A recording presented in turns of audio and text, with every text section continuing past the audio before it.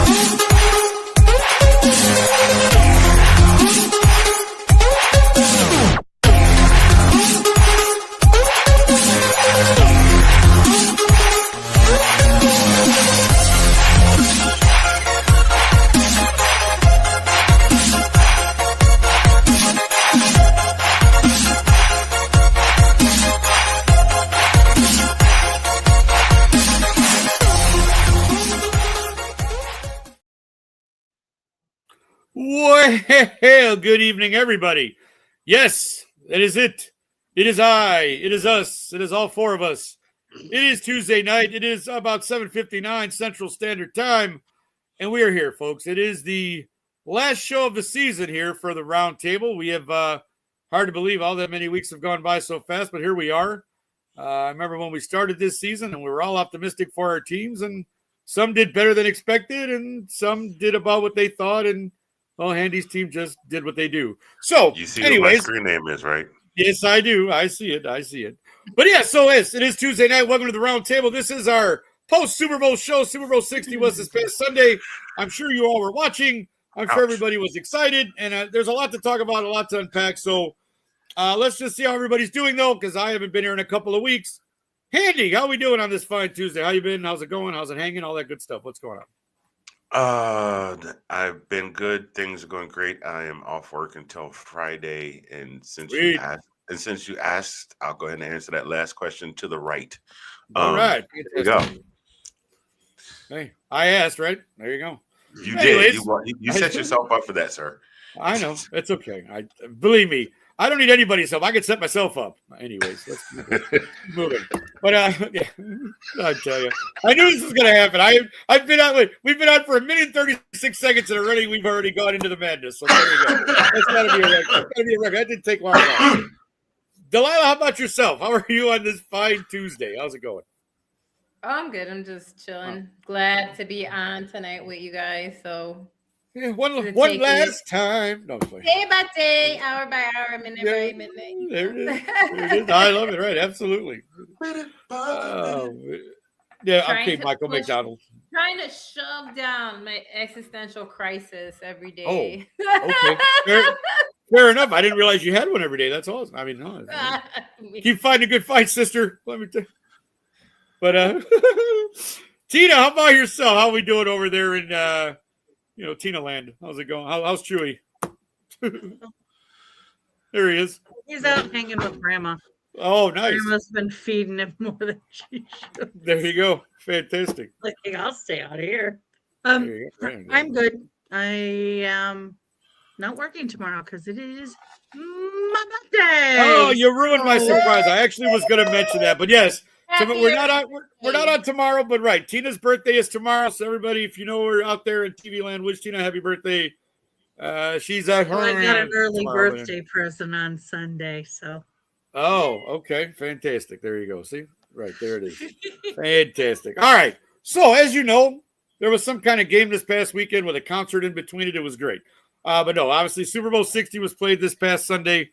And we all know what happened. For those of you who watched, or those of you unless you've been living under a rock, you know that the Seattle, the 12 Nation, the 12th man, all that good stuff. For those of you who don't know what that means, the 12th man is the crowd. You know, Seattle is known for having the loudest stadium when they're at home.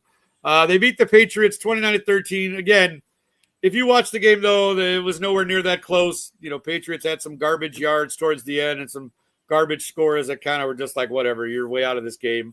But, again, I just wanted to read some quick Super Bowl facts, and I thought these were kind of interesting. So these are just a few of the things I picked out. This is the 11th Super Bowl rematch in NFL history. So we had that going forward. The first Super Bowl since 1981 to feature two teams that had preseason odds of more than 50-1 to win the Super Bowl. That's a long time. This was the 12th appearance by the Patriots, That's which just impressive. extends their record now. Yes, it is impressive. Now, this is now their 12th appearance in the Super Bowl, so they obviously lead everybody.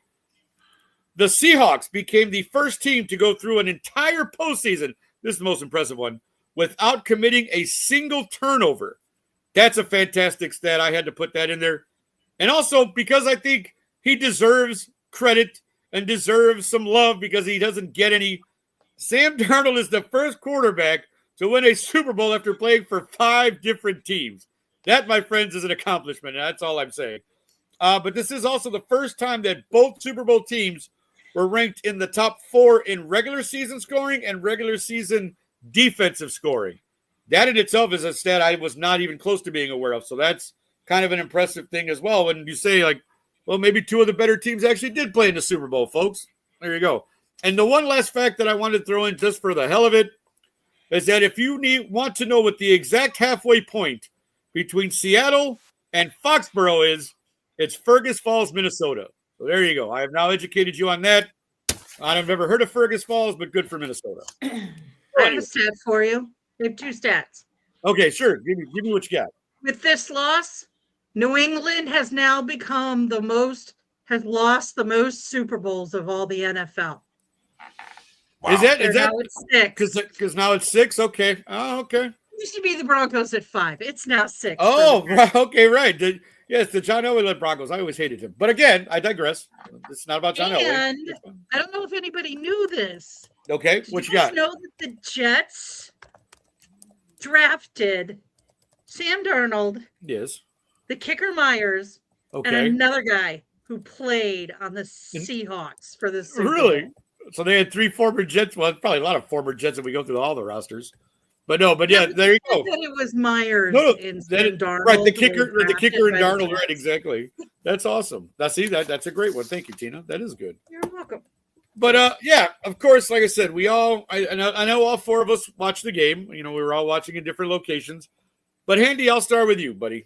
Give me your impressions overall of the game, what you expected, see something you liked, didn't like. Give me your overall view of this Super Bowl 60 here. I'm not gonna lie. You said give me your impressions, and I was like, I didn't come. Listen, I didn't necessarily come prepared. I didn't bring Ocho with me today, so I didn't know what I was gonna have to speak on because I just did the show last night. But I actually was surprised. I was not surprised that Seattle won. I think we all unanimously picked Seattle to win.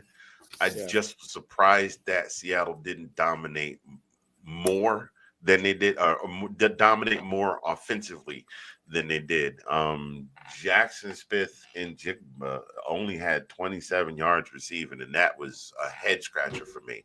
But other than that, there were not really any other surprises for me. So, well, actually, even I wasn't surprised there was a streaker like that. Apparently, has become an annual tradition now too. So.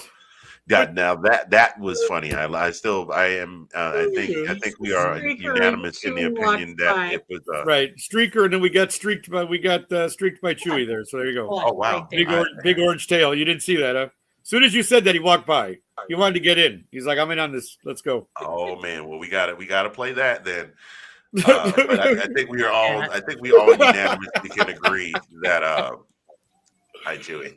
I think we can all unanimously agree that it was quite hilarious that once he realized he was being chased by a player in full gear, that he's like, okay, I'm down. You got me. The tag. I said it in our comments.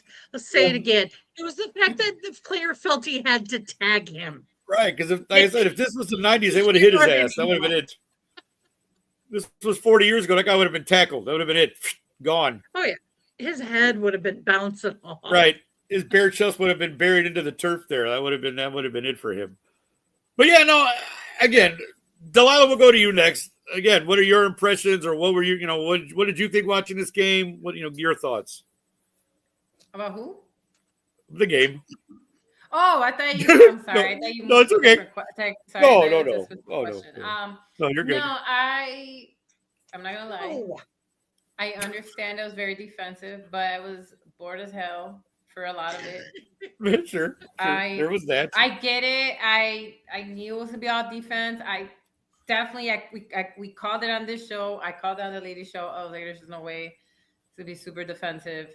So for the first half of this game, I was like, okay, I guess. I was like, oh, field goal again. Field goal again. And I was like, okay. Yes, exciting stuff, I know. But and so like I was like just not overly enthused with the game until the second half, where then things picked up and got more excited, you know. Then it got way more exciting. Then we got some, you know, sacks and like touchdowns and stuff like that. So that was more fun. But that first half, I was like, bored. I'm glad I was drinking. Right, exactly. You were. I love it. I'm glad I was drinking. That eases the pain a little bit, right? You're like, what are we watching? Tina, how about you? Your impressions or any thoughts on Super Bowl 60? Boring. It was boring. If you didn't have skin in this game, right, it was still boring. But I was amused just sitting there watching New England just get clobbered on offense. A lot of people were, for sure. Yeah, I mean, I knew their defense was going to show up, and I had a feeling this was going to be a low-scoring game. But I do think when Najigba was out for the concussion protocol, like Cooper Kupp couldn't catch anything to save his life, and Barner was doing okay, but it just wasn't working out. It's just New England just could not. Like they couldn't get their offense going until they started running in the second half. Once they started running in the second half, then things started to change. Right. So, but other than that, yeah, it was a very boring game. And I think that was one of the biggest things for me is why, like, when you're watching, you're like, okay, obviously everybody sees the Patriots are getting killed on offense, nothing's happening, blah blah blah blah blah. And my biggest thing was that they didn't seem to change much. Like you said, first half, like I get it, you try to make adjustments at halftime, but even when they came on the third quarter, you're like, I don't see any urgency or anything different here than what we're doing. And it seemed like it wasn't until they were kind of close to being out of the game that they came to life.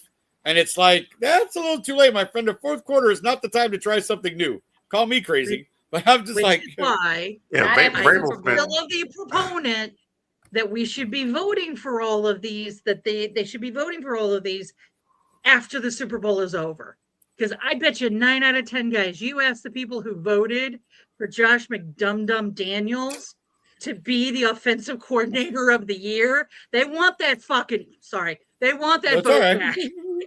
We know your feelings on Josh McDaniel. It's okay, Tina. We know how you feel about Josh. They want their vote for Mike Vrabel back, too. Probably. I mean, Vrabel looked like he was constipated the entire game. He wanted to choose somebody out. Like, he's like, but I can't chew on my players because they're playing like shit and I need them to go. It's Ben. Hey, what's up, Ben? Good evening, Ben. How are you, sir? Thank you for tuning in. I mean, what are you gonna do? Like, you're sitting there going, I don't see how this is gonna get any better for you guys. Like, it just seemed like Seattle even knew what they were calling at times. Like, oh, I know what's coming. Watch this, because they weren't doing anything that seemed to. I mean, I wasn't confused by the offense they were running. I'm like, I could have drew up a defensive scheme to stop that. Like, good Lord. Like, what are we doing here? Like, people are crapping on Will Campbell. Okay, he did not play well. No, he did not play well, though. Right. He did not play well, though. But as somebody pointed out, the offensive line, and in this case, they were offensive. They were very offensive. Very much so. The line that the Patriots had is the line they've been playing all year. Right. Yeah. It's not like they changed the line for this game. Exactly. It was that bad this year. Yeah, it was. Why was he still out there? I have no idea. Or why didn't you try to give him some help, anything? Like, I don't care if you threw 4 tight ends on that side. Like, geez. Seattle literally went in and said, yeah, okay, this is how we've been winning all year, so we're going to do the same thing. That's it. Every play Seattle did was designed to have an extra man open. So they could just run right at him. They did. How many times did they run that corner blitz? And it looked like Drake May couldn't get away at any time. Like, he's just like, oh, crap, they're coming. Oh, great. Yeah, here he comes. Yes. I mean, like, you're just like, do you guys Drake May, excuse me, sir. Drake May would not have said crap. He would not have said well, whatever. crap. Okay, fine. Doesn't matter what he would have said. I would have been ready. I would have been like, hey, coach, can we block that guy? Can we do something? This guy keeps coming off the corner here. Can I get some help here? It looked like a deer in headlights half the time. Like, he was out there like Kevin Hart, like, help me. Help me. He desperately needed some. It really did feel like they completely abandoned him. Like, it was really weird to watch because I was like, this was your guy like all season, bro. Like, what is going on? Like, he's your guy. Help your guy. I was like, these guys, I get it. Their defense is phenomenal. Yes. Their offense was not that. Oh God! You look at their schedule of who they played. I'm sure that was going to come up at some point. Points or more on that team, and I know nobody likes to hear about strength of schedule. No one wants to talk about it because it's a two-way street. You got to play who's in front of you, and I get you do. They played who was in front of you. Yeah. But when 12 out of the 18 teams you played fired their head coach. Now, see, there's a stat nobody realizes. Right, exactly. Yeah. I'll tell you something, right? Four of the other teams were the NFC South. True that, too. Okay, so all I'm going to say is everybody was like, oh, they went from 4 and 12 to 12 and 4. Yeah, you could do that with some changes, and I see why they did it. I want to see what they do next year. For sure. I agree. When they have to play a Super Bowl caliber strength of schedule. Yeah, they got a first place schedule next year. They already showed it. And you're like, yeah, that could be bad for New England. They don't improve some stuff because that's their schedule's now tough. They're going to win 6 automatically because of their division. Sure, but unless Buffalo might still be something. Right, Buffalo might still. Miami, who knows what the hell they're doing? But I'm not going to lie. Within the first quarter, I looked at my mother and I said, if Bo Nix was healthy, this would be a different game. I mean, I can't argue with that. Browns. No, but I'm saying they barely beat us in a snowstorm. Right, I remember, Tina. I know, and I'm sure you were watching, going, "Come on!" Like we should be. I know that. That had to be. But don't get me wrong. I didn't want to play Seattle either. I don't think a lot of people did. And my thing too, because this was my as I'm watching, going, the Patriots, despite how inept the offense was, you're still in the game. It's 12-0 in the third quarter. Like your defense was playing lights out. Still, they really were. Christian Gonzalez was on fire in that game. He was. You said it, Handy. You said it. You know why Jackson Smith only had 32 yards because Christian Gonzalez put a lock on him. 27 in the game. Gonzalez played lockdown defense. Exactly. And the refs also let him play. The refs were not really calling things. Yeah, they did let them play. I'll give you that. And so when you have that allows for that lockdown kind of stuff to happen, which I'm happy with. When it's a championship game like that, let them play unless it's completely egregious as to what's going on. Like if you blanket him and the ball's still 10 yards behind you. I mean, if Stevie Wonder can see the penalty, then you should call it. That's all I'm saying. Yes. You know, if it's that obvious, then come on. Why is Stevie? Wait a minute, hold on. Why is Stevland Morris out here catching strays, man? Because can't do Mr. Morris like that. That's not nice. Fine, Ray Charles. I agree with you, Ben. Totally bad. Like, and I agreed with Ben's point earlier. The game, man. 100%. The Super Bowl was played in the NFC Championship game. Yeah, 100%. That's where that was played. Yeah. So, but I did not want to play Seattle. I'll admit that because I had a feeling it was going to be a 10-year reunion of getting shellacked by the Seahawks again. Yeah, no, but that's what I think. Once it became apparent that defense was that good, I think a lot of people were like, nope, we don't want Seattle. We'll take anybody else. Like, somebody beat them, please, because we don't want to face them. And and again, the Rams put up a good fight. It almost happened, but it didn't. And then, but because that was just one of those things. That's why when the Bears lost to the Rams, I went, well, at least we don't have to play Seattle now.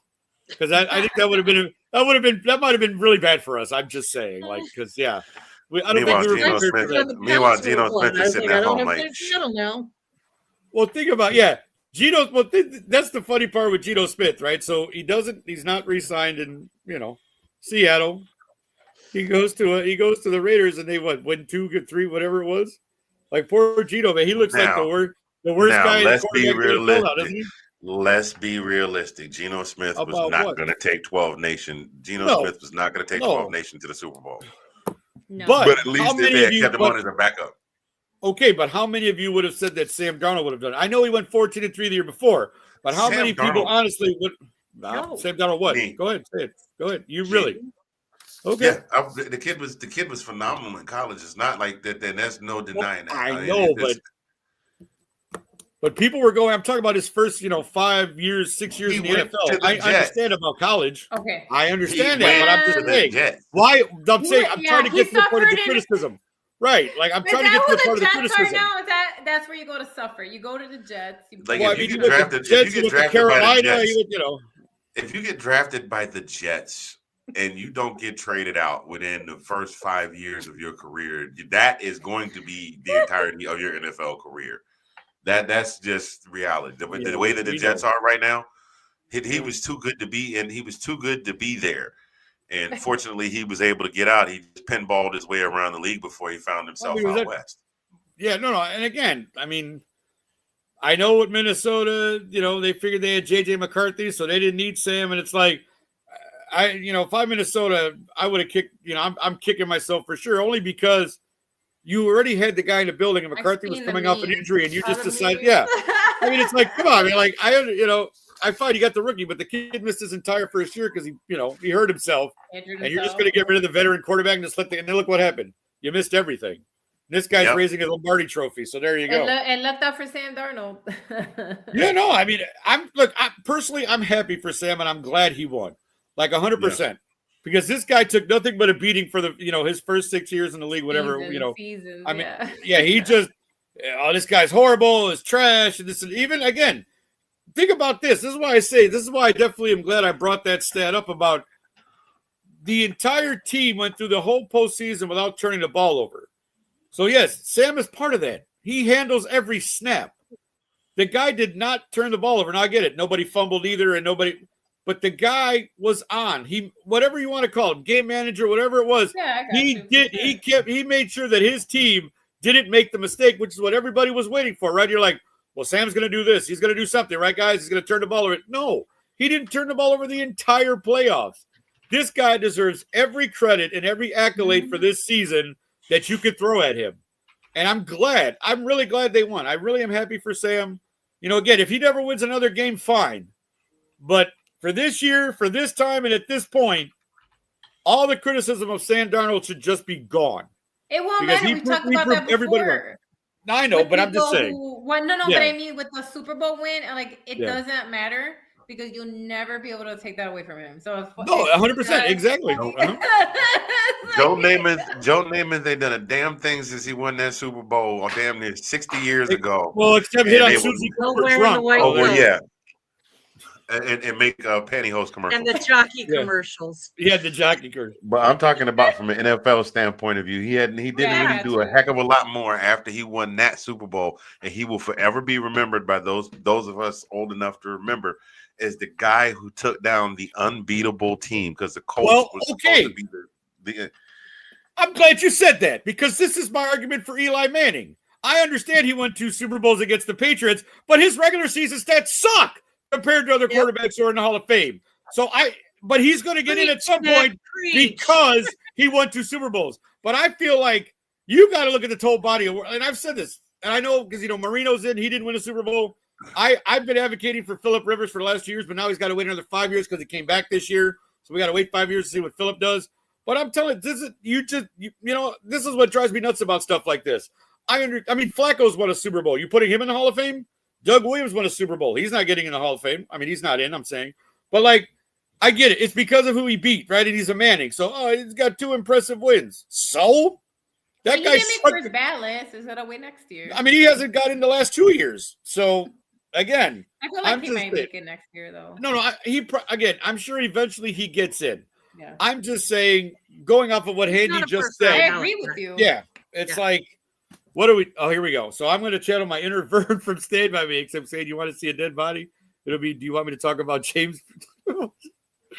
Oh, Ben, I love you, man. You're the best. You're hilarious. The Falcons did not play in the Super Bowl. Why the hell are we catching strays? Because Ben is an NFC South guy too. He's a Tampa fan. Come on. Yeah, and how did Tampa fare in the Super Bowl this year, sir? Oh, here we go. Hey, only 2 teams make the Super Bowl. The other 30 teams didn't do crap either. So let's be done with that argument right there. And before you throw that one out there, yes, I know you won one since the Falcons last went and lost. So actually, they won 2. Yeah, look at he goes, thank you, Nick. You're welcome, Ben. Anytime, bro. I got you. You're my boy, dude. You're my boy. But no, and again, again, I don't have to belabor the point. Happy for Sam Darnold. But again, and then it brings up the conversation as always, guys, right? Like, well, do we think the Patriots can make it back? Can Drake May get himself back to the Super Bowl? No. Yes. No, he can, but it's not going to happen next year. Division ever. No, okay. But you know how hard it is to get back, Tina. You've been watching for years. You know how this goes. Yeah, and like you said, next year it's a first place schedule. So if they don't do stuff to improve some things, they could be out of the playoffs. I don't think it'll be that simple because Joe Burrow thought that, and look at where we are. But Burrow's also been hurt every year since he played in the Super Bowl. Right, but it's the same mentality though. He went to the Super Bowl. They're like, he'll be back. Do you see what I mean? Yeah, but again, that's what I'm saying. I'm with you. I'm like, it ain't that easy to get back. But I think it's a little different because Kraft and the Patriots are willing to bring in free agents and play money to fix a team. The Bengals haven't done anything other than pay their 2 wide receivers. And I just don't think it'll be that easy to go back. I don't think it will be. I think the division for the next couple of years is going to be May and Allen competing against each other. Oh, yeah. Until Allen retires. Yeah. And I think we'll have to pull the football out of Josh Allen's cold, dead hands before that happens. Pretty much, right. That's a correct statement. Himself trying to jump into the end zone to try and win for Buffalo. Yeah. But anyways, so I mean, for them, yes. But the problem is the other teams in that division, they're not good. No, that's just saying how it is. They're not good. You're right. Oh yeah, and like somebody pointed out, like, I mean, I don't think people have thought about this, but NFC East is going to have to play AFC West, and right now there's 3 teams, and I don't know. Like a lot of people, we aren't talking about this. This is my little segue into it because I was going to talk about this earlier. I think the question that will come up with Sam Darnold is, was it Sam? Or did he play well in Clint Kubiak's system? Well, maybe. Clint was the offensive coordinator, and now he's going to be the head coach for the Raiders. So, there's that. But I think that defense, and I think Seattle is good enough with what they're doing and the head coach that's there, that I think they may not make it back to the Super Bowl, but they're going to be a contender. They're going to compete. Well, I mean, again, you still look at the offense. Cooper Kupp, Smith and Jigba. You still have Kenneth Walker, who was the MVP of the Super Bowl. Barner. That's right. Now he's got 2 Super Bowls. He's got 2 Super Bowl wins. However you pronounce Charbonnet, he'll be back. Charbonnet, he'll be back. So, I mean, they still have offensive tools and weapons and everything, right? And if that defense even plays half the way they played this year, my goodness, right? No, but I'm with you there. Imagine Cooper Kupp has 2 Super Bowl wins with 2 NFC West teams. Yep. That is correct. All because the Rams couldn't pay what he wanted to stay, and so he went somewhere else. And that's what all of this is about, which is why I'm like, pay Kenneth Walker money. I want him. Oh no. Yeah. I think Kenneth Walker is that guy was a beast. I feel so bad. But he was. Go ahead. Who was that player that got that holding call? Whoever that was, man. That was the only thing that would have been the icing on the cake when he got the touchdown, because they were talking MVP performance before it was even before it even went to halftime. Because they were saying he could eat the rate he was running, the rate he was gaining yards in the first half. They were saying he had the potential to break the Super Bowl record, which I think still belongs to Terry Smith, if I'm not mistaken. Yeah. From Washington, who had the game of his life and then completely fell out of the NFL. And then nobody knows who Terry Smith is, right? Well, except for Commanders fans and people who lived in the vicinity of the Commanders for the last 20 years or so. So, but yeah. You guys know who the last running back was to win MVP? Emmett? Roger Craig? I think I heard this, and it's not coming to me quickly, but I think I heard this. But Will Davis. Will Davis. There you go. Yeah. Come on, you gotta know I was gonna pull out that Broncos. Yeah, trivia. Sure, of course. All right, sure. But yeah, he was the last running back to win MVP. Who? Will Davis. At least that's what I read this week. Right. Could be they're wrong. Sean, if I'm wrong, I'm wrong. Sean. Right, Sean Spencer, where are you? Where's Sean, where's our guy? Right. Where's the Super Bowl? Right, the Super Bowl enigma. Where's Sean at? Come on, Sean. No, but yeah. So, I mean, guys, any final thoughts on the Super Bowl? Anything else you want to say before we move on? Anything else you mean that guy? In terms of the game, in terms of games itself, we're getting into the other aspects of the Super Bowl in a minute. But in terms of the game itself, that guy? Andy's playing with toys again. What are you doing? I think he went to a really good school. I'm not sure. Here we go. Here we go. All right, sure. And it wouldn't be a show without a Georgia reference. So there we go. I really think. I mean. Oh, wait a minute. I mean, if you want UG, go ahead. I'm sorry. Kenneth Walker winning, I do think he was the MVP, but I do wish the kicker could have won because he's. Oh God, yeah. Yeah, and I get the point that he wouldn't have been there without Kenneth Walker being able to do a lot of the running that he did to be able to get him into the spots that they needed to be. But Myers really needed to be like. I don't know. If I'd been Kenneth Walker, I would have been like, I wouldn't be here without this guy. There you go. Yeah, but nobody gives kickers credits unless they only get when they miss wide right. Do you hate them? Or they have the laces in. Laces out, man. Scott Norwood probably still can't go to a Buffalo restaurant. Or you're Adam Vinatieri. He's a Pro Football Hall of Fame. Well, he's in the Hall of Fame. Well, Vinatieri was a great kicker, though. I mean, that guy. He was money. He was money, right? He was his money.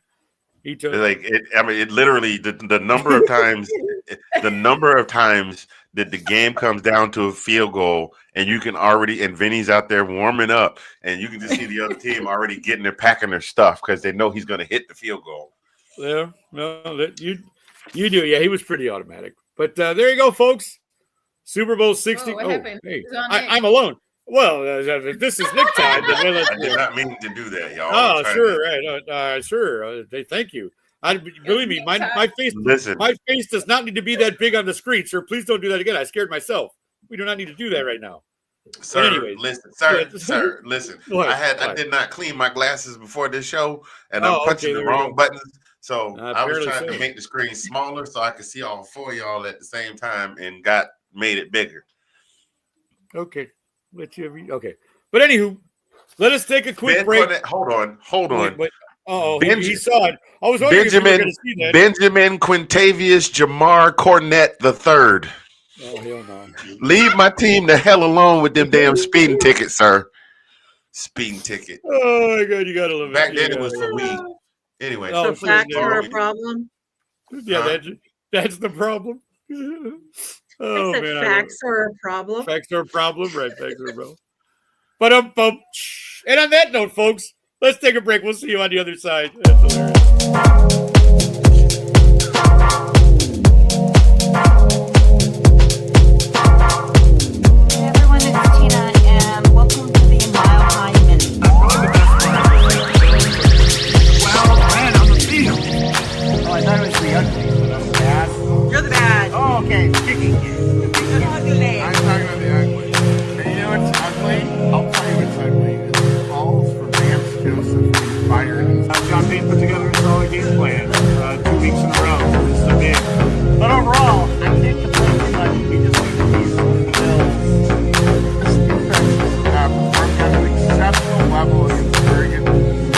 This was our third win in a row. Very happy.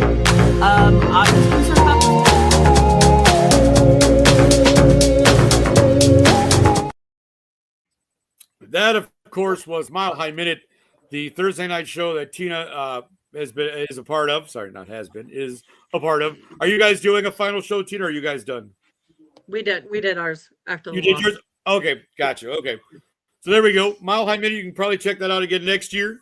But thanks, again, that was a great show to have on this year. Broncos fans had a pretty good run this year. I think, even though a little fell short a little bit in the end, I think you could honestly say Denver had a really good year. And again, if Bo Nix doesn't get hurt, it could have been a different story altogether. So, but, there are other aspects of the Super Bowl that everybody tunes in for. And one of them, of course, is the commercials. Everybody loves a good Super Bowl commercial, right? So, just to get things started, one of the ones I thought was fun, just because there's always been a soda war, pop war between Pepsi and Coke, right? It's been going on forever. Coke usually wins, but to me, it was hilarious that Pepsi pulled out polar bears for their Pepsi commercial. Like, was that not the greatest, kind of FU to Coca-Cola ever? Like, honestly, to include polar bears who have for years been in Coca-Cola commercials and pull them out and put them into the Pepsi commercial. I thought that was hilarious, personally. That was one of my favorites just because of that. I thought that was pretty clever to do that and kind of, throw a little dig at Coca-Cola. But I'm sure everybody had their favorites, and I'm sure we're all going to mention some of the same. So we'll go ahead. Delilah, we'll start with you. Did you have a favorite, couple favorites? What commercials for you? What did you see? I kind of agree with Handy where I feel like every year the commercials just are they just don't hit the same. I like the little subtle dig. I always they don't have the Pepsi Super Bowl halftime show anymore. So it's kind of fun to see them do the polar bears. And even though it was all AI, the Dunkin' Donuts thing was hilarious. That at least was funny. Plus, because I grew up with all those shows and exactly. So that was at least nostalgic for a 90s kid. That was fun to see all of them in one room. Nick, I knew you joked around as how much that alone had to be. The makeup budget had to be great, but I know it's. Well, yeah, so because that's where most of the money went, because everything else was AI anyway, and some. Well, that's right. It's the de-aging stuff they do now with everybody. That's all they do. Yeah, right? So the money went literally to all those people in the same room, but it was funny, and I liked the whole the Jen. We were on a break, it was just. Yeah, funny, exactly. In general, I hated that one. They were in general,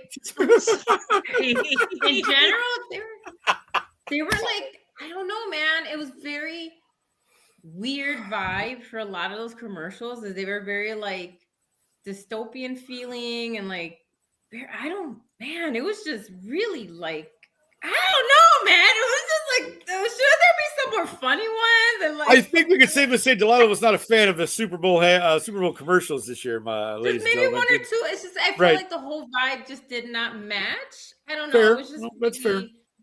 Weird choices in a lot of those. I did like the polar bear dig. I thought that was funny. Yeah. And like I said, I grew up with those shows, so I thought the Donuts was funny. One was cute. And the fact that if you know pop culture, Ben Affleck is best friends with Matt Damon. Right, Matt Damon, so right, him doing exactly. Good Will Hunting like that little dig was hilarious. Yeah. So that's what I mean. I like that part because that was funny, but in general, I was not a fan of a lot of the commercials, to be honest. That's fair. Andy, how about you, sir? Did you have a favorite commercial, or what did you think of the old commercials this year? Well, hands down, my favorite was the Budweiser commercial, with the horse and the eagle. Oh yeah, the horse and the eagle. And as soon as it came on, I said, "Here comes the tearjerker moment." And sure enough, right at the end, the horse and the wings and the eagle. Yeah. But the other one that the two others that I liked, the one with Sabrina Carpenter and the Pringles. Oh yeah. Okay. Don't ask me why that made me chuckle. And then where they rolled back the clock and said, "What if Jurassic Park could actually use some kind of open source AI to fix their stuff?"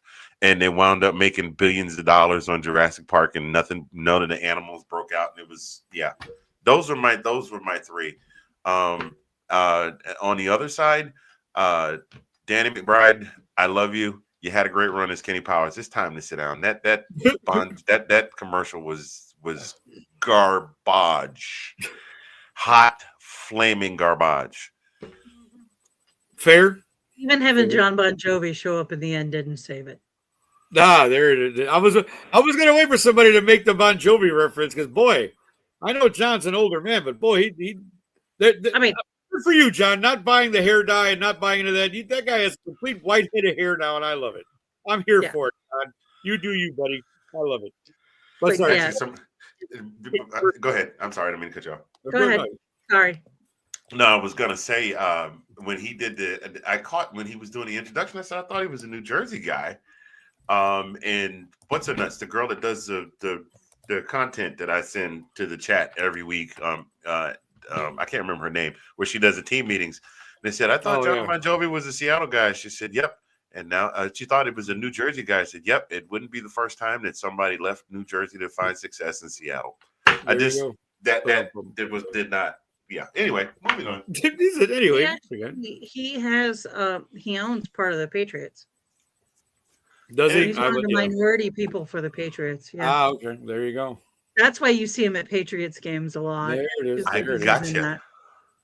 Yep. Okay. Sure. I have 2 to add. Okay, go ahead. They were stupid, but I cracked up. Right, sure. No, that's one was the Ben Stiller and Benson Boone. You know what? I'm glad you mentioned it because that backflip off of the thing cracked me. I laughed harder than anything when that happened, and I don't. Ben Stiller was like playing that character. From Dodgeball. Got pissed off and was trying to I found that one funny, and the one with Chris Hemsworth and his wife, where he was coming up with ways that the house would kill him. I forgot about that one. Yeah, no, that was fun too. Again,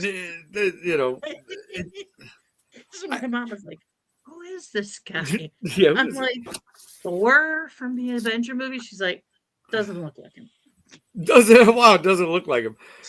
And again, you always watch to see what celebrity, the celebrity cameos, because there's always tons of them. Like, it's like, oh, look, again, so my favorite, of course, was the Dunkin' Donuts one, like you said, only because like seeing like Jasmine Guy and, Jaleel White and Alfonso Ribeiro, and you're like, but did you guys know, I mean, I'm sure you've seen them by now, but apparently they also did like fake auditions with Tiffany Amber Thiessen and Ben Stiller, or John Stamos, I mean, where they were like auditioning for the commercial, but they weren't in the commercial, but that was part of the thing, was that they filmed those as auditions for that. And of course, we all know how much I love Tiffany Thiessen, so that, that warmed my heart when I saw that. What the hell you say? Really? Never knew that, Nick. Yeah, I know. I'm so transparent sometimes, I tell you.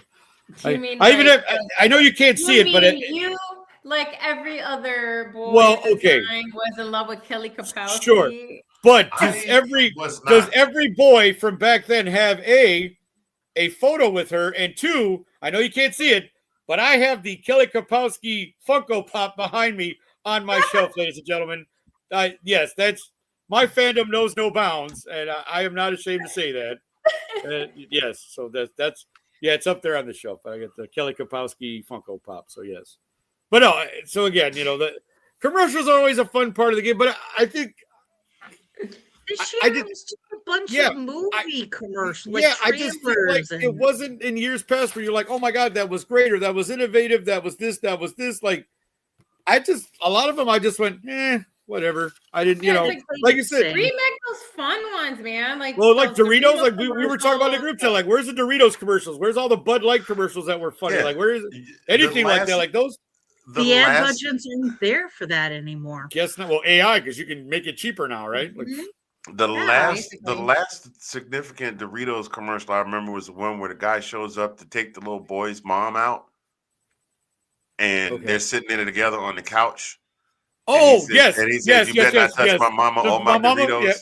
Yes, I do remember that one. That one was great. Yes, that one was good. Yeah. And that was I think that was the same season that LBJ made that circus. Not him. David Tyree made the circus catch. Oh, the helmet catch. Yeah. The one where he like Dinklage, where it was hot and cold. Was that Mountain Dew or was that Doritos? I can't remember which one it was. It was him and Morgan Freeman, and they were trading off doing the Busta Rhymes verse from "Look at Me Now." Yes, there you go. I remember that one. Like even what was that one Super Bowl commercial where they were passing the football to each other? Wasn't like ESPN? Do you see what I mean? Like those were like. Oh yeah. Yeah, the one where the players like the ball fell on the ground and they were all and Mike Singletary just yells fumble and everybody's love that one. Like, right. See, where are those? Fun. Where are those? Right. Where are those? I didn't see a lot of that this year, and that was very disappointing. It really was, because you're like, it just come on, more AI stuff and movie trailers. Nicole is taking notes. All right. That's right. You have the inside scoop. I forget you always get the NFL script ahead of time. Thank you, Nicole, for tuning in as well. Nicole, of course, on the Ladies Takeover show on Thursday nights. The most phenomenal all ladies pro football podcast on the entirety of Beyonce and Blue Ivy's internet. Thank you very much. You said Beyonce and Blue Beyonce and Blue Ivy. He put them both in there. Look at that. Oh yeah, she's a shareholder now since she won a Grammy. Oh well, there you go. Well, hey, man, Beyonce could. Never mind. I'm going to shut up. Okay. Anyways, let's just keep going, folks. I wasn't going to say anything really disparaging. I'm just saying that, if I don't see Beyonce for a year or two, I'm going to be okay. I promise. It's going to be fine. I like being on this show with you guys. No, I'm not. Come on, I'm not that guy. I'm not. I know. I'm not tearing anybody down just for the sake of trying to tear somebody down. No, I know, but I mean.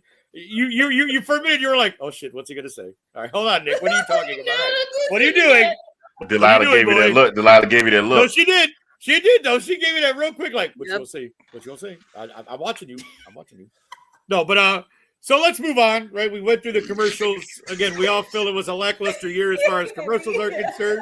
There's something screwy going on around. But see, this is what happened. Delilah and I have known each other now for about like 15 years or so. So I mean, again, it's all good, folks. But she did give me the look real quick, like, go ahead, say it. Say something. Say something. Say it again. Say another word, and it's on in this mother. Okay, never mind. I digress. No, she just give you the school teacher stare. Say it. I dare you. I triple dog dare you. Say what one more time. Go ahead. See, that reminds me of the Rodney Dangerfield joke. What's the best thing about dating a school teacher? You do something wrong, they make you do it again. There it is. All right. And I said, there look, there you go. Tina put her head down. Delilah covers her face. There it is. Anthony turns a 360 in his chair because he's probably trying not to laugh. It's okay. Yeah. I love you, buddy. He's trying hard. Look at him. He's just over there. Oh, I love it. Good. I love we're all together. I know. That's it. This is fun. Like, we're all here. It's the last show for the season, right? This is great. All right, so let's get to the next part. And again, halftime show. We all know Bad Bunny. We all know the conversation on both sides. But I'm just gonna say this because to me, this was a phenomenal thing to see. Like whatever your view is, hey, that's yours. But for me, I just thought it was well done. It was very well produced. I thought everything meant something. Like if you understood what was going on and if you were paying attention. Every moment that he had in there meant something. And that to me, and the same thing with Kendrick last year. When Kendrick did his performance, like it meant something. So I mean, again, whatever your feeling is, my thing has always been this, and my thing will always be this. If you don't like something, you don't have to watch it. If it's not for you, then it's not for you. If you don't have to make, to me, and it's just me again. You don't have to make a big stink, right? You don't want to watch it. You think it's a terrible selection? Fine. Don't watch. Turn it off at halftime. Go do something else. Go for a walk. Go to eat some food.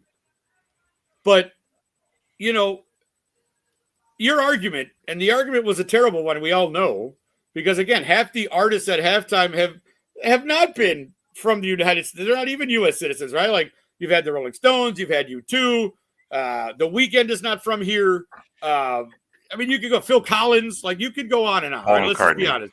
Boy, right, McCartney, so yeah, I mean, and the funny part is the best part of the whole thing, I think we'll all agree, he was born in Puerto Rico. For all you people who never took a effing history class, it's a U.S. Commonwealth. So guess what? Bad Bunny's an American citizen, you morons. Like, give me a break.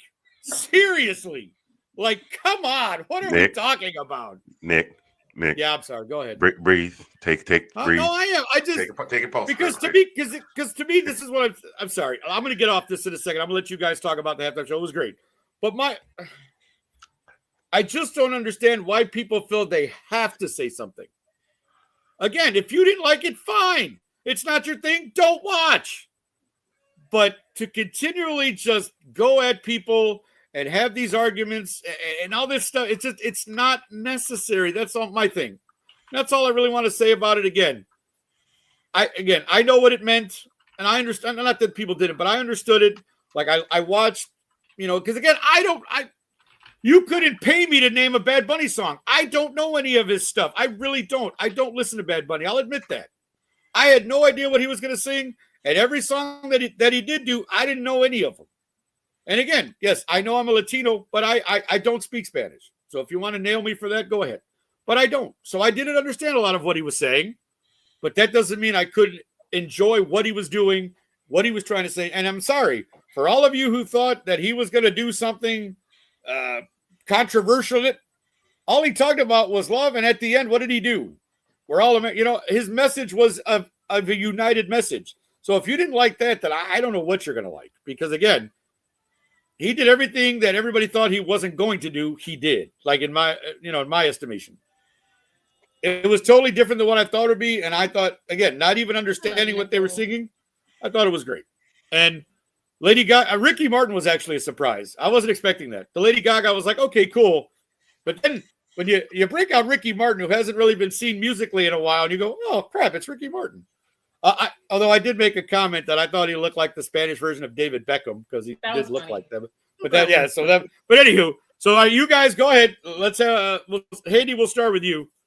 Your thoughts on the halftime show, or anything you'd like to say about it? Bad Bunny. I, like you, had not. I mean, I had heard the name Bad Bunny and knew what he did. Had not heard any 100%. Of his. It was not familiar with any of his material whatsoever.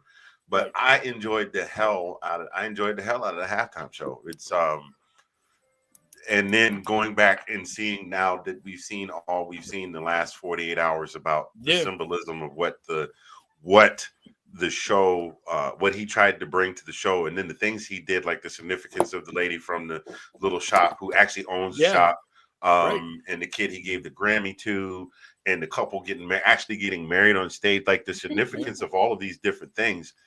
You know what I mean? It's like, oh, okay. It's just like last year when they were talking about the significance of things that Kendrick did last year. I heard of Kendrick Lamar. The only song I'd ever heard him do before that was Mustard and the other, and Not Like Us. Those are the only two Kendrick songs I had ever heard. Like us. And it doesn't pretty much do, me too. So doesn't he do sit down, be humble, sit down, be humble. Yeah. Anyway, the whole point. My point is. I sat down and I watched. Well, I only got to watch half of it, like I said, because someone decided that she needed to go outside and go potty. And for those of you that don't know my home situation, I'm not referring to my wife. I'm referring to my dog. Thank you very much. So she had to go outside, and it took her forever. And she's got to sniff every corner. So by the time I got back, I was like, it's already over. So, but what I did see, I was very entertained by, and I enjoyed. So. I got no issue with it. I'll watch anything on the Super Bowl, whether I want to see it or not. Tina? Oh, God, go ahead. Fanny, finish up. Sorry. Oh, no, I got nothing else. Okay. No, I just I like you and Delilah both would like to continue doing the podcast. No, you stupid. I like dude. Tina, what were your impressions or your thoughts? I really liked it. I was surprised I did actually get the reference of the ladies on the electrical poles without it having. Yes, right. Yeah, no, right. Only because I had been to Puerto Rico and I had seen like the damage that hadn't yet been fixed, and the person that was doing the tour with us was explaining about the rolling blackouts and everything. So I got that part of it. What I found was very interesting is my mom, who had no idea who Bad Bunny was. She really liked it. She didn't understand a word of it, but she was like, it was a story. It was very well told, and she enjoyed it a lot. Like I said in her chat, I only wish she had brought out Daddy Yankee and done Gasolina. And Gasolina would be totally in heaven. Yeah. Daddy used Yankee, like a 10-second snippet of it. Like and I was like, he said no. He did. Oh, he asked him. Okay. He's on a different journey. He's a born again Christian. Oh, is he? Okay, no, I was not aware of that. Do the song anymore. So, got you. Okay, fair enough. I'm not a huge rap fan, but I like that song, so I knew that about him. But it was just kind of funny, and I did like one of the things that I saw afterwards, because we all saw all the aftermath and everything. Yeah. And one of the things I saw was like, if you had a problem with this, you are the same group that with Justin Bieber made a Spanish version of Despacito, but number 1 in the United States. There you go. Don't talk about it. Yeah, don't even go there. Funny stuff. All right, I will hand it off to Miss Puerto Rico. All right, Delilah. Right, give it your thoughts. Well, I first, like, before I go into like the symbolism, which I already posted online, I said, from a business perspective, just ignore, which was beautiful, by the way. A lot was out there that but from a business perspective, the NFL continues to expand globally. And I don't know if you know this, but we live on a planet that's shaped like an orb. Yeah. And there are other continents and countries on it. Like, who would have figured?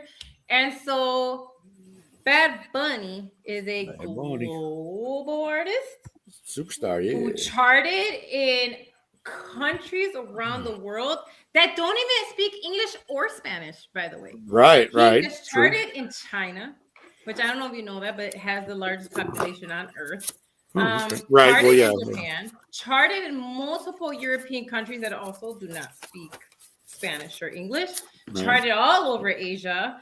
And so globally, he is the number 1 artist on Spotify last year globally with over 18 billion. Do you understand? Streaming.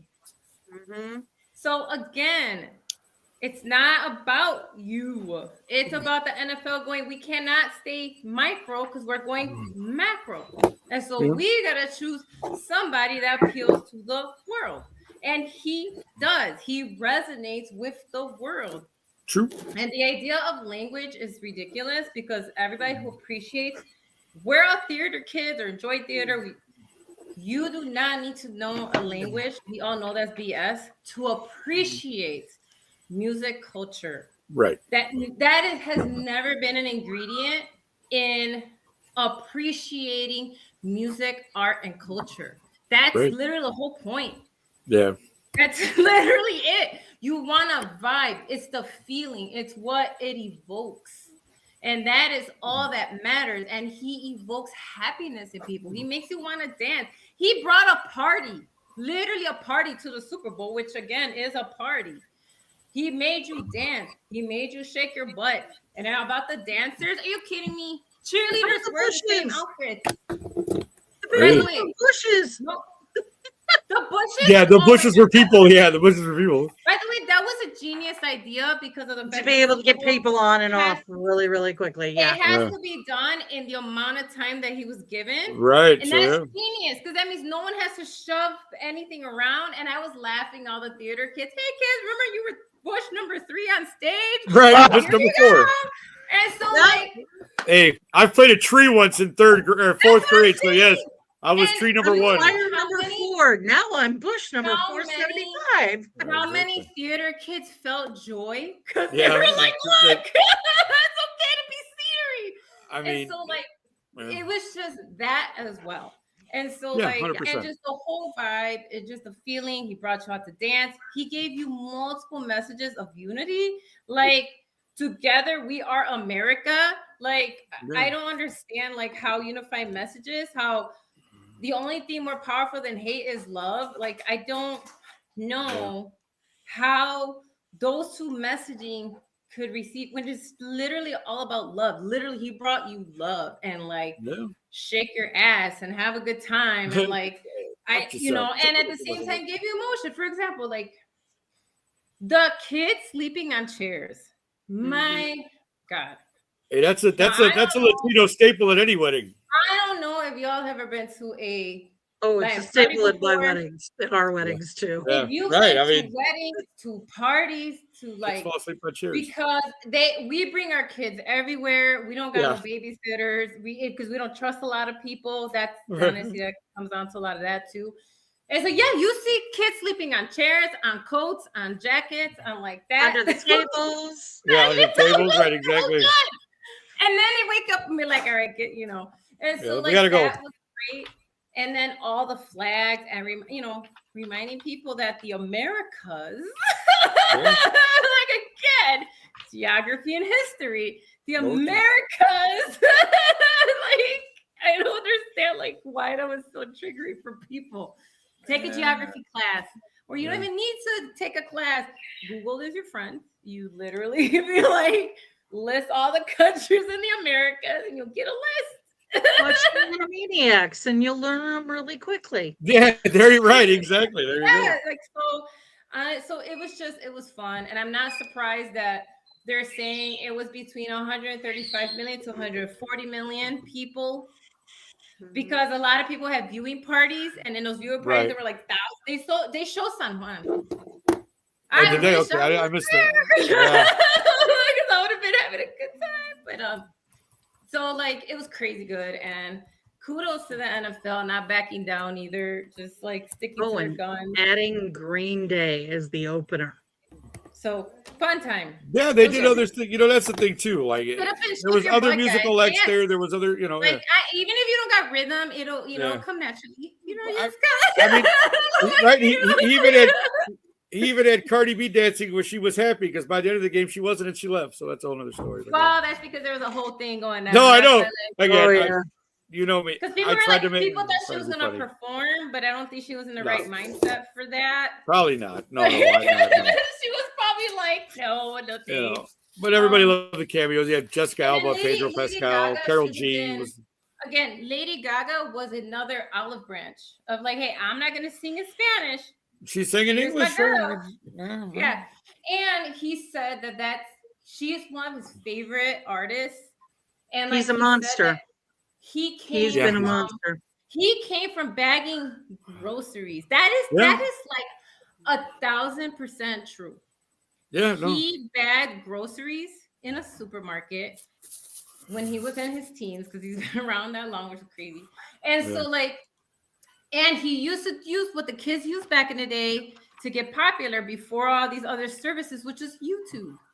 So he would like record himself, he would do mixtapes, and he would just put stuff out there. And then he would go to all these little festivals all over, not just in Puerto Rico, but little pocket festivals, and just pop up wherever. The people like, and he would just pop up in different places. And so that's how he built himself up. And him handing the Grammy to his younger self, and him telling you, like, you can believe it. How is this man telling you to believe in your dreams, to believe in yourself? Sorry, I saw what Tina did, and that's why I'm sorry. So anyway, good job, Bad Bunny. You couldn't see it, but like Chewy's like going like this on the. I cannot wait to see more. Bad Bunny. And NFL, Bad Bunny. Continue to grow, do your thing. Next year, bring a K-pop band so that they can sing in Korean. See, that's my biggest thing is that the halftime thing. Let's be honest about something. Dear Rock Nation. I mean, if you're a football fan, you're watching the game anyways. The commercials and halftime show aren't for you. They're for other people to get drawn into the Super Bowl. They're not for the people. If you're a football fan, you're watching the game regardless. The halftime show is not for you anyways. It's to draw other people in. They were tuning in for him. Oh no, I know that. I knew. Yeah, I mean, yeah. People who don't watch football tune in. Well, that's what I'm saying. You draw people in with something else because and the rest of the world watches the original football, and they were watching American football. Yeah. Anyway, which we know. No, it's fine. Like I said, it would. Again, I know there's. I mean, nobody used to watch the halftime show because it was the marching band. Well, that's the thing. Like. They started with Michael Jackson and those guys, and when they started bringing out because that was a way to why we have a halftime show. Right. Yeah. Keenan Ivory Wayans is the reason you have a halftime show, because that man had a great idea to do a half-hour show during halftime and pulled every viewer away so they could watch that. And then the next round, Michael Jackson is the halftime act. David Allen Greer and Damon Wayans is men on film. Well, no, I was saying Keenan Ivory Wayans created that. Black History Month. Right, it is February. Right, it is February. So there you go. There is your Black History Month fact of the day, ladies and gentlemen.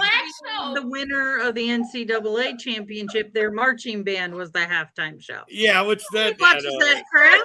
Anyway. No one watches that crap, right? But now it's a spectacle. So yes, and now people stay for those 30 minutes because they want to see what's in the middle. Yeah, absolutely. Yeah. Michael Jackson popped up out of the middle of the stage and played freeze tag for 7.5 minutes while people passed out. And it was the hugest thing. Yes. So think in living color that you have a fun halftime show. Right, there you go. All right. Well, again, halftime show, great. We got through the commercials. We got through the game.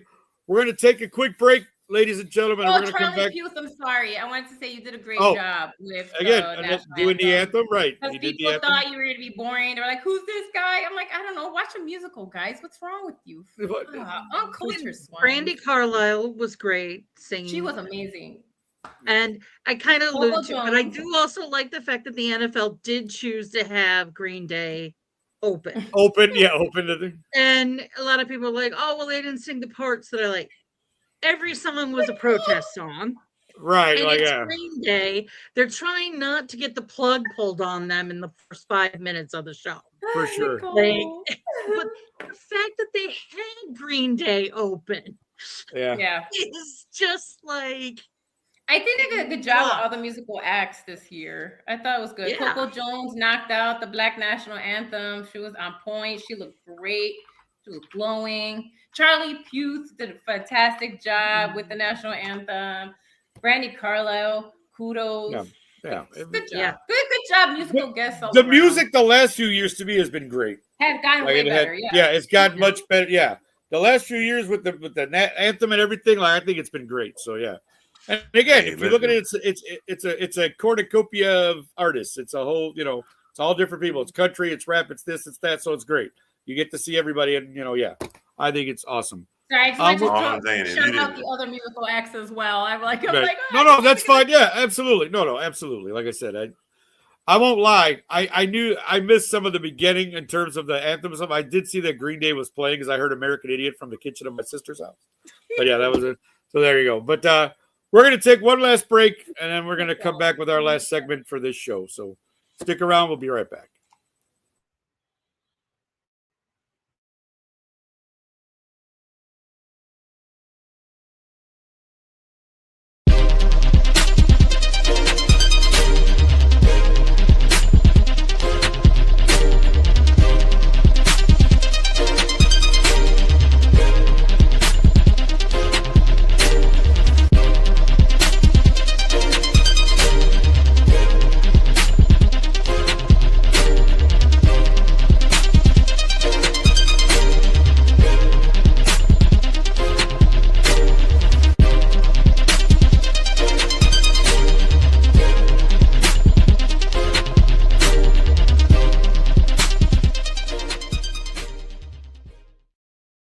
All right, that of course was a commercial for the Roundtable movie podcast, which you never know, that can make a comeback. That could be something.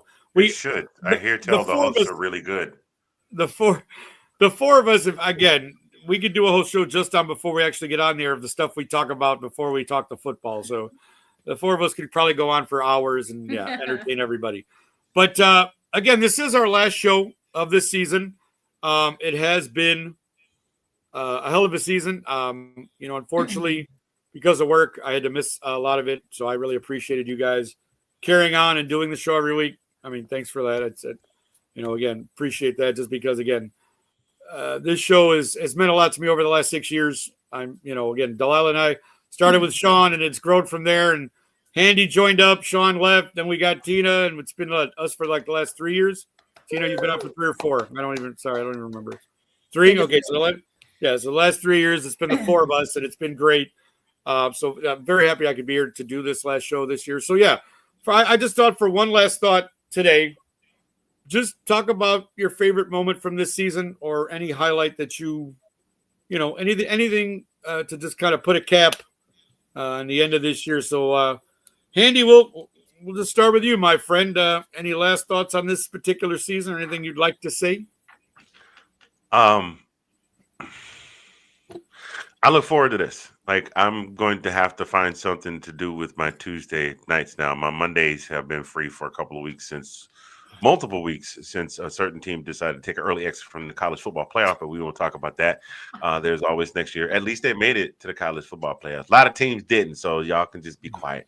But I look forward to this because all four of us are insanely busy, and this is really, honestly, aside from the occasional movie podcast, is the only time that we get to. I love you guys. You all live in Chicago, and I'm here with the wind and the tornadoes and stuff. So, I don't get to whip around the corner to my buddies and hang out with you guys or anything like that. So this is the time when I get to see you all and talk to you and catch up with you outside of Messenger, like actually physically look you in the face and talk to you. But there's too many moments far too many moments to go through and delineate any one particular one that was my favorite, because it's just about every show that we're together that we have a moment, like just now when I had to turn around and face the wall and put myself in timeout. So I appreciate you guys, and there's been some other stuff behind the scenes, and you guys have really helped get me through this season. So that's all I got, because y'all know I get a roll going, it'll be 3:00 in the morning, and I'll still be on here by myself talking. The credits have rolled and everything, and the janitor's sleeping, going, time to go home, man. So that's it. That's all I've got. No, that's great. Delilah, how about you? Any final words for this season? Anything you'd like to say? Yeah, I just wanted to give a shout out to Larry, because I see your comments on Facebook. Lauren Skilnick, thanks for checking us out. I know you've been watching us off and on, so I'm glad. Like, he's a friend from Chicago. He watches the show. Sometimes he'll pop on with Sean. I'm sure you've seen him go live. Yes, thank you, Larry. We call him Thor. Watching. Yeah, we do call him Thor. If you see him, you know why we call him that. But thank you for watching. I saw your comments. It's just they don't show up on Facebook right away, so we don't always see them. But I did see them, and I just wanted to give you a nice shout out. Nicole, thanks for watching. One of my co-hosts on the Ladies Show, and Ben, and everybody else for tuning in this whole season. Everybody who's commented, Nate, Ben, like, you guys know who you are. We really love and appreciate that you support the show. Yeah, we do see your comments, even if they don't make them all on air all the time, but we do see them. We appreciate you for sticking around this season. It's been fun. It's been a way for all of us to just kind of come on and talk some football, have a good time. Yep. Debrief, break, take a break from life. This has been really good. This is like my, therapy. Like, seriously, it helps. I love logging on and joking with you guys. We always go off the rails, and I appreciate that. It makes the show authentic. Like, this is us. This is in real life. This is who we are. That's what I don't think people understand. Like, no, we're like this in real life. People trust us. This is us. Like, this is how we are. Thank you guys again. I'm looking forward to doing this more upcoming season, but I'm glad that I was able to talk some football again this year with all three of you. It's been fun. Love you guys. Andy, what were you gonna say? You gonna say something, sir? Oh, I was going to say the version of me that you all that watch see on this show is like medicated. Like, I've taken my medications, so I am even more so medicated. The versions here. I'm just saying. You take my worst off the rails moment here and multiply that by about 10. I'm like that in real life all the time. Okay. So I have to dial it in. I really do. Sure. Dial it in. Come on, coach. No, but Tina, how about you? Any parting words on this season or anything you'd like to say? Couple of things. One, like everybody has said, like, Tuesdays are therapy for me. I get to be here. I get to be unhinged if I want to, or I can just sit back and giggle and make it my whole existence to make Handy spit take and have to go off camera. There you go. I thought never mind. Nothing. And I will say also, Nick, I did miss you. I think you do a great job as a moderator. And when I was doing the show with Mile High Minute this year, because we had a few more people on it, I was trying to kind of do some of the stuff you were doing. Trying to come up with ideas to get the thing rolling. Because the first 5 minutes of every show is like, it can either be teeth pulling or it can roll. And we're at the point where we just roll. I think that comes just from the comfortability with everyone, and it's just we can all be ourselves. We are 100%. Who we are. My favorite part of this season was watching you two as Bears fans have the most enjoyable season that came out of nowhere suddenly, and all of a sudden you were like, holy bleeding crap. We were depressed in the beginning. Because we were depressed in the beginning. We were like, yes, because you guys have seen the last 5 seasons or years of this, and Delilah and I always got our heads down and complaining about something or other. Because I went through it in 2024. Right. We sat there and thought we weren't going to be able to do anything, and we surprised a hell of a lot of people. A lot of people. And you guys went through the same thing. You just needed time for your team to get together and gel. Now, don't get me wrong. If it ever comes to a Bears Broncos Super Bowl, my love for you guys goes away. I'm pulling that for next year. I want to manifest that right now. There's too much orange on the see, there's too much orange. Listen to that. we can you guys will else. be in your blue and orange, and we will be in our orange and white. At least, we've gotten away from that. Did I ever tell you the story about the one lady in the bar?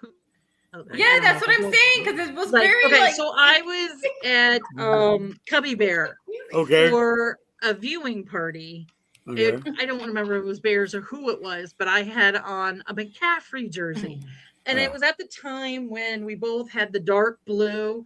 The Broncos had the swooshes on the arms. Okay. And you guys had stripes. You guys have always had your stripes. The GSH, the George Stanley Harris, the stripes, sitting there to go get food upstairs at this party. Kind of like that. And this one, like that. This one really drunk woman goes, McCaffrey. I don't like it when people put their names on the back of their jersey.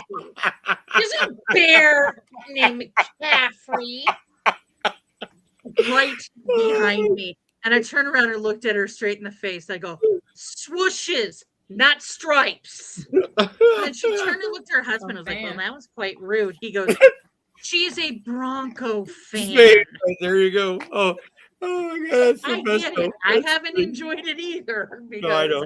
I wear blue and orange, and people are like, "Oh, Bears, no swooshes." No, it's a swoosh. It's a But it's we've now embraced the orange. Yes, embrace the orange. I've enjoyed watching you guys. Thank you. It started happening. You could see the spark happening, and you guys were like, are we going to do this? Can we do this? I'm going to have it right. Should I believe in this? And then it was 3 games. And I was like, oh my God. And then it was then we had the one where you guys lost, but you guys weren't back to square one. You were like, okay, we lost this week. Let's just move on. Yep. And I saw that with a lot of my friends that were Bear fans, but it was fun to go through this season of the show with you guys on that because it's a lot of fun to watch. You're just riding along. You're like, all right, gravy. We're on house money. Let's go. Yeah, and I think that's probably one of my favorite things with this year when I was on was that we didn't have to go do that because again, you're like, well, actually the Bears are doing something. And it did make for a little happier moments, you know what I mean? Because every year coming out and just going, well, yeah, we suck again, or this happened or that happened, or I'm yelling at the ownership for not doing anything. And then this year they did a lot of things to improve the team, and again, we still have some ways to go on defense. But again, I'm going to have a little more confidence in Mr. Ryan Poles after some of the stuff he did this year because you did. I mean, we definitely improved. I think everybody can see that, 5-11 one year and, next year you improved by 7 games, what it was. So yeah, you can't argue with that. I mean, again, I have always loved doing the show. I mean, like I said, it started 6 years ago, And I was, there was weeks I was very sad I wasn't able to be out with you guys because I'm standing at United Store going, well, they're doing the show right about now, and I'm watching the Bulls and Hawks get beat. So, well, what am I doing? But, but it's, again, I love you guys dearly. Like, this is something I always love doing. And I did, like I said, I really do appreciate you guys just keep going every week. I mean, even if it was just two of you, like if there was 2 or 3 or whatever, like we had a show every week, and that was a great thing to just keep it going, and just have a good time and always be able to talk football, see each other, and have a good laugh. So yeah, again, another roundtable season in the books. Season 6 is done. We are finished. Again, I don't want to make any promises or guarantee anything again. We'll see, look for any announcement of anything that we may do in the future. Again, the season doesn't start again until August, essentially with preseason. So yeah, again, as long as I'm able, I want to come back. So again, we all talk. We all have our group chat, so we're all in touch with each other, and we're always in contact about something. So again, thank everyone for watching this year. We really do appreciate everybody who's tuned in, who's commented. Again, I don't want to make it sound like that because this is not just this is not just my show. This is our show. Like it's the 4 of us. We are the Roundtable.